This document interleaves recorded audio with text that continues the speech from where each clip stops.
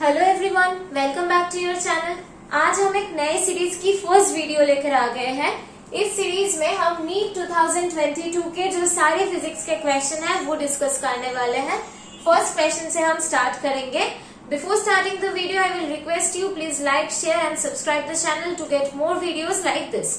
Okay, तो आज हम स्टार्ट करने वाले हैं नीट 2022 से। पहले हम इस साल के सारे नीट फिजिक्स के जो क्वेश्चन है वो कंप्लीट करेंगे, फिर हम जाएंगे 2021 के सारे क्वेश्चंस में। ओके, इस तरह से before NEET we will complete 4 to 5 years question. Okay, if you see these questions you will get more concept about the question, how the questions are coming in the NEET in last few years. Okay, so don't forget to see all the video thoroughly. So let's start.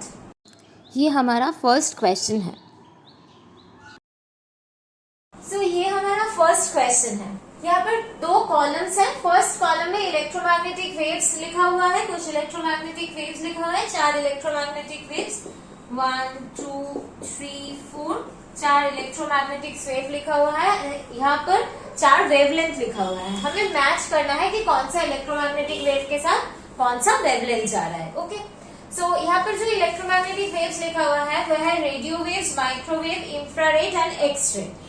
इस question का answer ठीक से देने के लिए हमें जानना होगा कि इलेक्ट्रोमैग्नेटिक जो स्पेक्ट्रा होता है उसमें क्या क्या रेज होते हैं और उसका जो ऑर्डर है वेवलेंथ इंक्रीज करने की और फ्रीक्वेंसी इंक्रीज करने की, वो ऑर्डर कौन सा है। ठीक है, सो वो जानने के लिए देख लेते हैं कि इलेक्ट्रोमैग्नेटिक वेव का स्पेक्ट्रा क्या है। This is the spectra of electromagnetic wave: radio wave, microwave, infrared, visible, UV, x, gamma. ये आप किसी तरह से इसको रिमेम्बर करना है, इस सीरीज को। क्यों इसको ऐसे ही लिखा हुआ है, मतलब रेडियो के बाद हम इंफ्रा नहीं लिखे हुए हैं, रेडियो के बाद माइक्रो, फिर इंफ्रा, फिर विजिबल, फिर यूवी, फिर एक्स, फिर गामा। इसको इस ऑर्डर में लिखने के एक कारण है, इसका एक वजह है, क्योंकि इस ऑर्डर में जब हम लेफ्ट से राइट तक जा रहे हैं तो वेवलेंथ धीरे धीरे डिक्रीज कर रहा है, और हम जब लेफ्ट से राइट तक जा रहे हैं तो एनर्जी इंक्रीज कर रहा है और फ्रीक्वेंसी इंक्रीज कर रहा है। इसका मतलब क्या है, जब हम रेडियो वेव से गामा रे की तरफ जा रहे हैं वेवलेंथ धीरे धीरे डिक्रीज कर रहा है, बट एनर्जी एंड फ्रीक्वेंसी ये दोनों चीज इंक्रीज कर रहे हैं। तो इससे हम क्या लिख सकते हैं कि रेडियो वेव से हम जितना गामा रे तक जा रहे हैं वेवलेंथ डिक्रीज कर रहे हैं। So the wavelength of radio wave, इससे कम किसका वेवलेंथ है, माइक्रोवेव के। इससे कम किसका वेवलेंथ है, इंफ्रारेड के। इससे कम है विजिबल के। इससे कम है यूवी के, एंड इससे कम है एक्सरे के, एंड इससे भी कम है गामा रे के।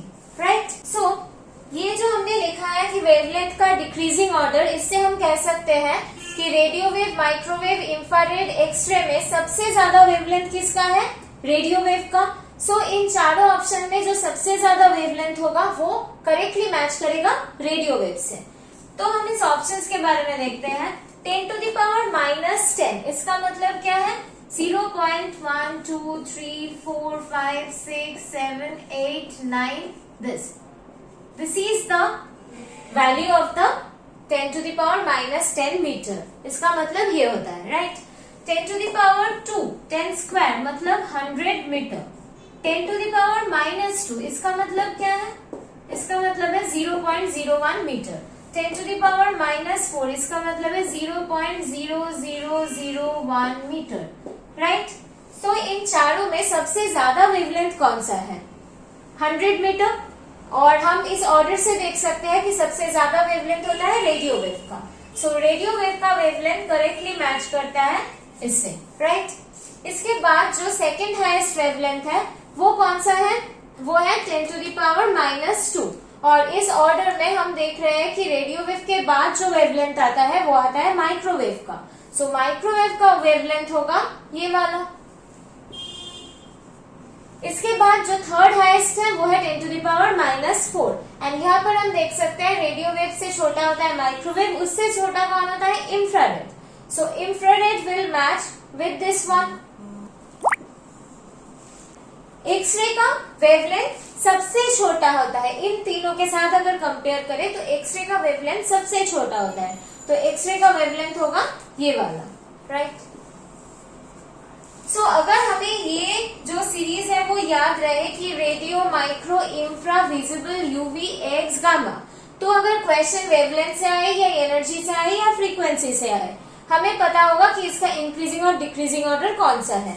ये हम वेवलेंथ की वजह से लिखे हैं। अगर हम फ्रीक्वेंसी की तरह लिखते तो यहाँ पर जो जा रहा है फ्रीक्वेंसी इंक्रीज कर रहा है और एनर्जी इंक्रीज कर रहा है। सो हम लिखते हैं कि फ्रीक्वेंसी ऑफ रेडियो वेव ये सबसे कम होता, राइट। इससे ज्यादा होता frequency of microwave, frequency of microwave, इससे ज्यादा होता फ्रीक्वेंसी ऑफ इंफ्रारेड, इससे ज्यादा होता फ्रीक्वेंसी ऑफ विजिबल, इससे ज्यादा होता फ्रीक्वेंसी ऑफ यूवी, और इससे ज्यादा होता फ्रीक्वेंसी ऑफ एक्स, इससे ज्यादा होता फ्रीक्वेंसी ऑफ गामा, राइट। ये फ्रीक्वेंसी का ऑर्डर होता। तुम्हें जो करना है, ये जो सीरीज है ये तुम्हें याद रखना है। इस टाइप के प्रॉब्लम सॉल्व करने के लिए तुम्हें जो करना है, तुम्हें ये जो ऑर्डर होता है radio, micro, infra, visible, UV, x, gamma, ये जो ऑर्डर होता है अपने तरीके से इस ऑर्डर को याद रखो।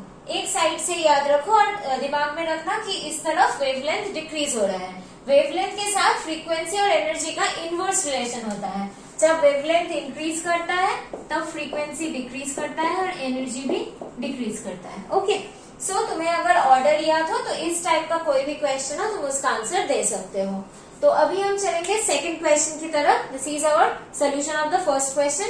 ये क्वेश्चन हम बहुत कम टाइम में भी सॉल्व कर सकते थे कि ये होता है, ये होता है, मैं बता सकती थी, लेकिन मैं इलेबोरेट करके बता रही हूँ ताकि इसके अलावा इस कॉन्सेप्ट से भी अगर कोई क्वेश्चन आए तो तुम कर सको। क्योंकि हमें पता है कि नीट में एग्जैक्ट क्वेश्चन रिपीट नहीं होते। नीट में तुम्हें कॉन्सेप्ट रिपीट हो सकता है लेकिन एग्जैक्ट क्वेश्चन रिपीट नहीं होता है। तो इस तरह से अगर हम एवरी क्वेश्चन को कॉन्सेप्चुअली क्लियर करेंगे तो इसके अलावा भी इस कॉन्सेप्ट से जो क्वेश्चन आएंगे वो हम उसका आंसर कर पाएंगे। अगर हम सिंपली ये question as a previous year करें और इसका आंसर समझ ले और याद कर ले तो इसके अलावा इसके आसपास के कॉन्सेप्ट से जो क्वेश्चन आएंगे वो हम नहीं कर पाएंगे। ओके, सो जब भी हम प्रीवियस ईयर के कोई भी क्वेश्चन सॉल्व करेंगे उसका कॉन्सेप्ट से और क्या क्या कर सकते हैं और डीप तक हम उसको याद रखने की कोशिश करेंगे। ठीक है, तो अभी हम चलते हैं नेक्स्ट क्वेश्चन की तरफ। ये हमारा सेकंड क्वेश्चन है, अब हम इसको सॉल्व करेंगे। This is our second question. This is question number 2। PV diagram दिया हुआ है और पीवी डायग्राम में 4 ग्राफ दिए हुए हैं, 4 लाइन दिए हुए हैं। This is line number 1, this is line number 2, this is line number 3 and this is line number 4। Okay, ये 4 ग्राफ 4 सिस्टम को रिप्रेजेंट करता है। हमें बताना है इनमें से कौन सा ग्राफ आइसोथर्मल है, कौन सा एडियाबेटिक सिस्टम है, कौन सा आइसोबेरिक है, कौन सा आइसोकोरिक है।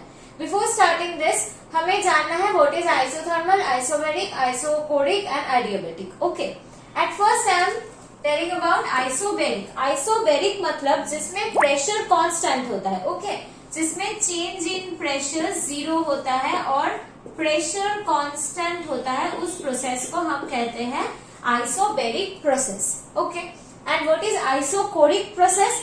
आइसोकोरिक प्रोसेस वो प्रोसेस है जिसमें वॉल्यूम का कोई चेंज नहीं होता और वॉल्यूम कांस्टेंट होता है, उसको हम कहते हैं आइसोकोरिक प्रोसेस।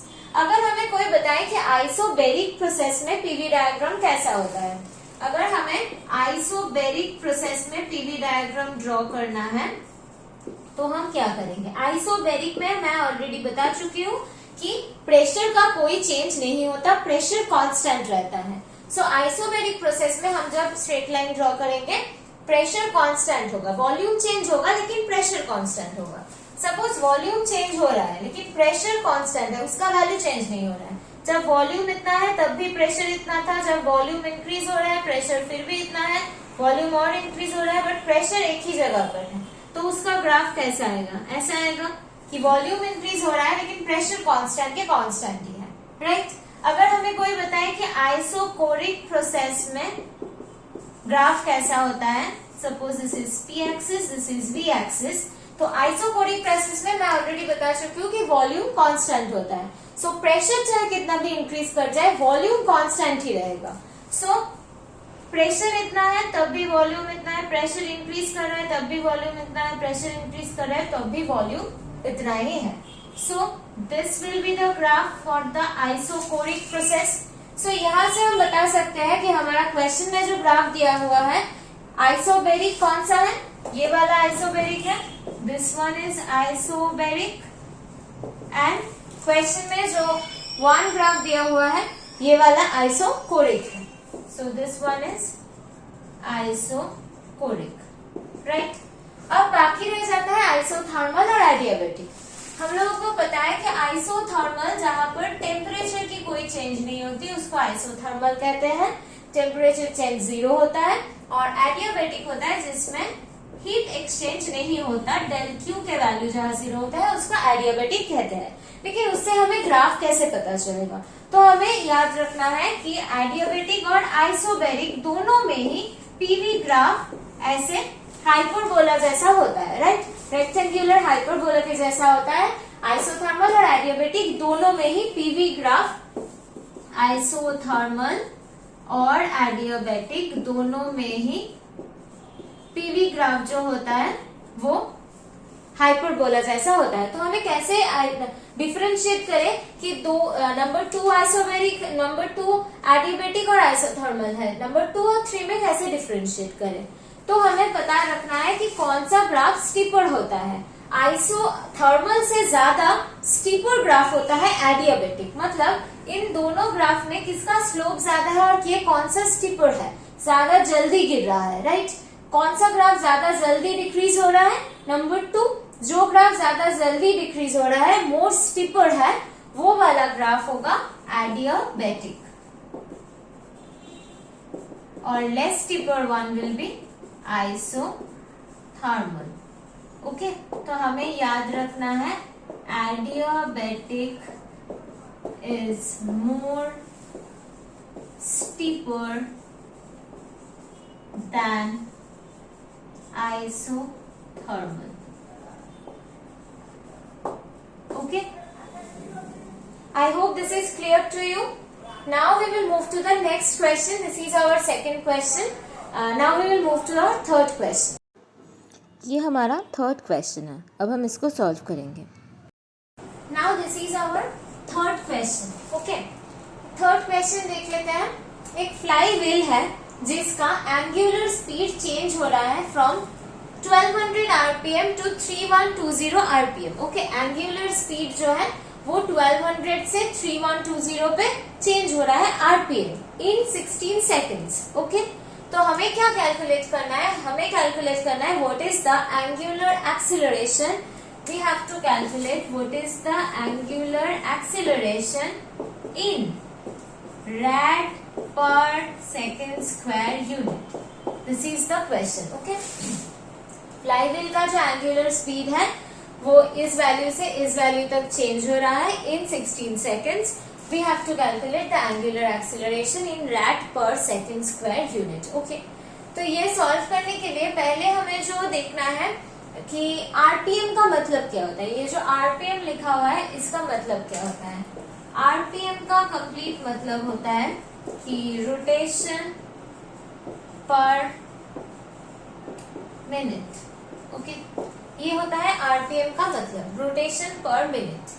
तो this was the first value of the initial value of the angular speed, right. Initial value जो है एंगुलर स्पीड के, एंगुलर स्पीड ओमेगा से लिखते हैं, तो इनिशियल वैल्यू था 1200 आरपीएम। ओके, इस आरपीएम यूनिट को हमें रैट पर सेकेंड यूनिट पे चेंज करना है। ओके, सो रोटेशन पर मिनट, एक कंप्लीट रोटेशन का क्या मतलब होता है? 2 पाई एंगल घूम के आ जाना।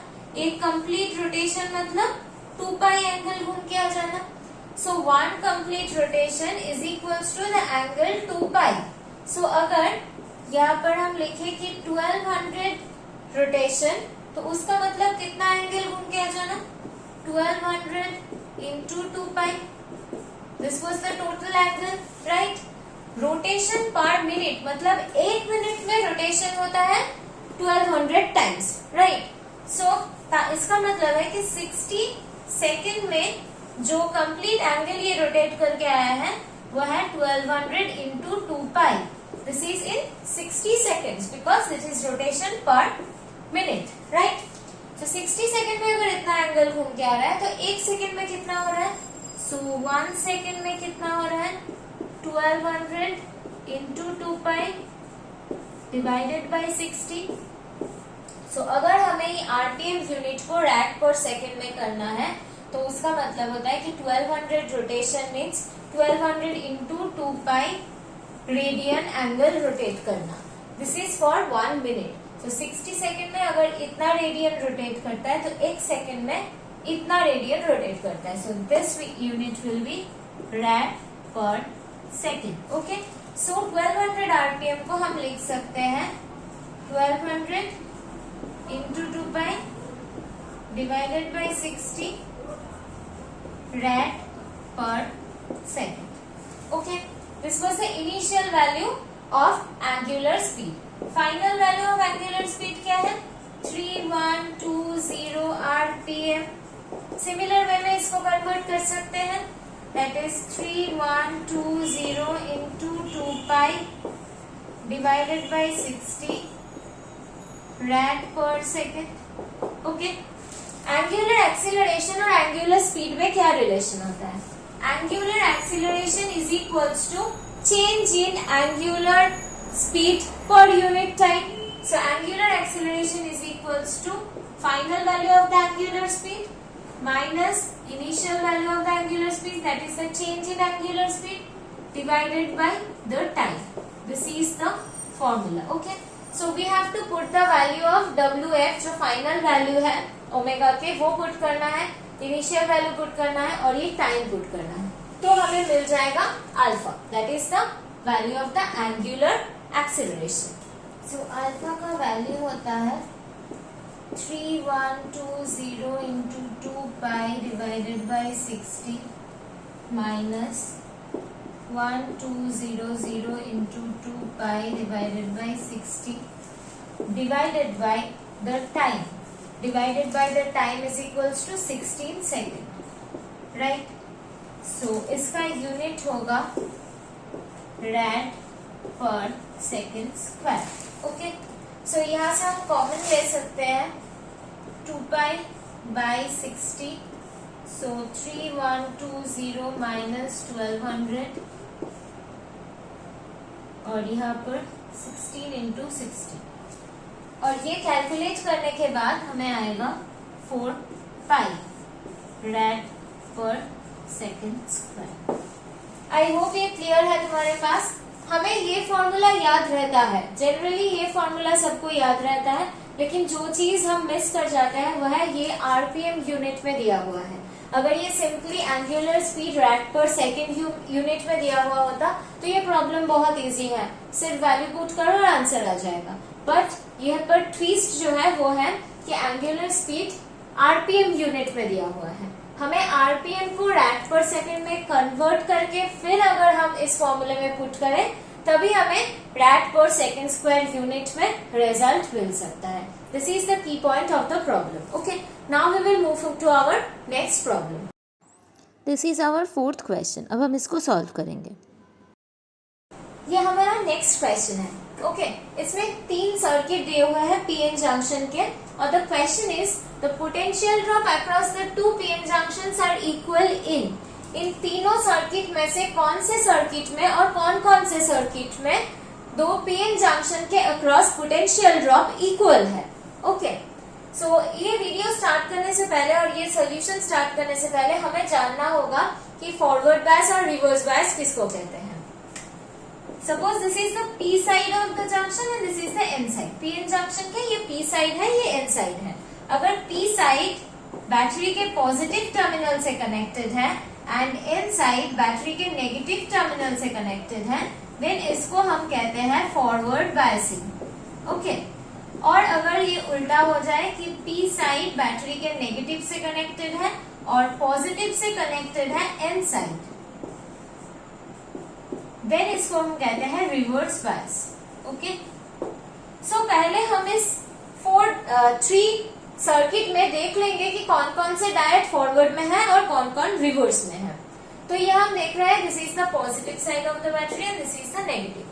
बैटरी के जो पॉजिटिव साइड है वो P के साथ कनेक्टेड है, राइट, एंड जो नेगेटिव साइड है वो N के साथ कनेक्टेड है। तो ये फॉरवर्ड बायस में है। ओके, अब इस पीएन जंक्शन को कंसिडर करेंगे। जो पॉजिटिव साइड है बैटरी के वो पी के साथ कनेक्ट है और जो नेगेटिव साइड है वो एन के साथ कनेक्ट है। सो ये भी फॉरवर्ड बायस में है। Now come to this one. Here जो पॉजिटिव साइड है वो पी के साथ कनेक्टेड है एंड जो नेगेटिव साइड है वो एन के साथ कनेक्टेड है। सो ये भी फॉरवर्ड बायस में है। ये पॉजिटिव वाला एन के साथ कनेक्टेड है एंड ये नेगेटिव वाला पी के साथ कनेक्टेड है। सो ये रिवर्स बायस में है। Okay, now come to this one. ये negative side of the battery N के साथ कनेक्टेड है and positive side of the battery P के साथ कनेक्टेड है। सो ये forward bias. Negative side of the battery N के साथ कनेक्टेड है और पॉजिटिव साइड पी के साथ। सो ये भी फॉरवर्ड बायस। ओके, सो यहाँ पर हम देख रहे हैं ए में दोनों फॉरवर्ड बायस में है और सी में दोनों ही फॉरवर्ड बायस में है, पर बी में एक फॉरवर्ड एक रिवर्स बायस में है। ओके, बट हमारा क्वेश्चन क्या है? क्वेश्चन है कौन से सर्किट में दोनों पीएन जंक्शन के अक्रॉस पोटेंशियल ड्रॉप सेम होगा।